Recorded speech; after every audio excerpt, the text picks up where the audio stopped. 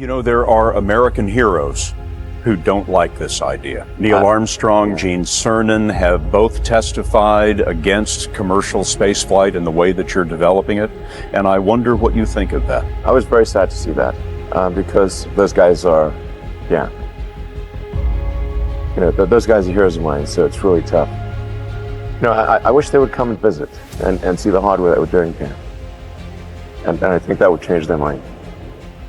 They inspired you to do this, didn't they? Yes. And to see them casting stones in your direction. It's difficult. Did you expect them to cheer you on? So they're hoping they would. What are you trying to prove to them? What I'm trying to do is to make a significant difference in spaceflight and help make spaceflight accessible to almost anyone. One of the most difficult choices I have ever faced in life was in 2008. I think I had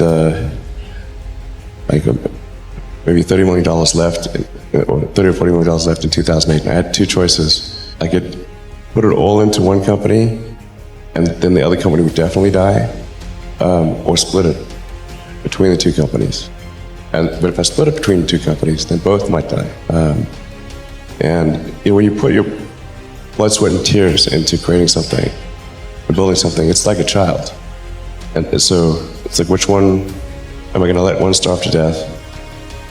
I couldn't bring myself to do it, so I split the money between the two.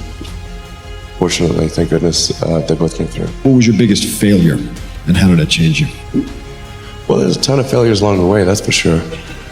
Like I said, as I said, for SpaceX, the first 3 launches failed, and we actually were just barely able to scrape together enough parts and money to do the 4th launch. If that 4th launch had failed, we would have been dead. So multiple failures along the way. I tried very hard to get the right expertise in for SpaceX. I tried hard to find a great chief engineer for the rocket, but the good chief engineers wouldn't join, and the bad ones, well, there was no point in hiring them. So I ended up being chief engineer of the rocket. So if I could have found somebody better, then we would have maybe had less than 3 failures. That 3rd failure in a row, did you think, I need to pack this in? Never. Why not? I don't ever give up. So many people tried to talk me out of starting a rocket company. It was crazy. One good friend of mine collected a whole series of videos of rockets blowing up and made me watch those. He just didn't want me to lose all my money. We're doing these things that seem unlikely to succeed, and we've been fortunate, and at least thus far they have succeeded. Now is the time to take risk. You don't have kids. As you get older, your obligations increase. And once you have a family, you start taking risk not just for yourself, but for your family as well. It gets much harder to do things that might not work out. So now is the time to do that before you have those obligations. So I would encourage you to take risks now. Do something bold. You won't regret it. How did you figure you were going to start a car company and be successful at it? Well, I didn't really think Tesla would be successful. I thought we would most likely fail. But I thought that we at least could address the false perception that people had that an electric car had to be ugly and slow and boring like a golf cart. But you say you didn't expect the company to be successful, then why try? If something's important enough, you should try, even if the probable outcome is failure. Or how do you think about making a decision when everyone tells you this is a crazy idea? Or where do you get the internal strength to do that? Well, first of all, I'd say I actually think I feel fear quite strongly. So it's not as though I just have the absence of fear.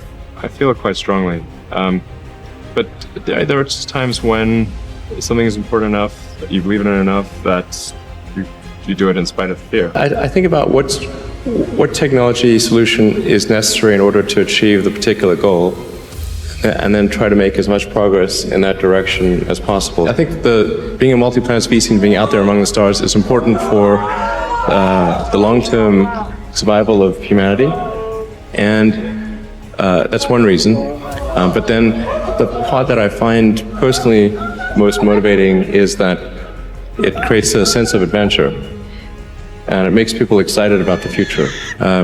If you consider 2 futures, one where we are forever confined to Earth until eventually something terrible happens, or another future where we are out there on many planets, maybe even going beyond the solar system, I think that second version is incredibly exciting and inspiring, and there need to be reasons to get up in the morning. You know, life can't just be about solving problems. Otherwise, what's the point? There's got to be things that people find inspiring and make life worth living. When my brother and I were starting our first company, instead of getting an apartment, we just rented a small office and we slept on the couch. And we showered at the YMCA, and we're so hot up we had one computer, so the website was up during the day, and I was coding at night, 7 days a week, all the time. And I sort of briefly had a girlfriend in that period, and in order to be with me, she had to sleep in the office. So work hard, like I mean, every waking hour. That's the thing I would say, particularly if you're starting a company. Whatever area that you get into, given that, you know, even if you're the best, there's always a chance of failure. So I think it's important that you really like whatever you're doing. If you don't like it, life is too short. If you like what you're doing, you think about it even when you're not working. I mean, it's something that your mind is drawn to. And if you don't like it, you just really can't make it work, I think.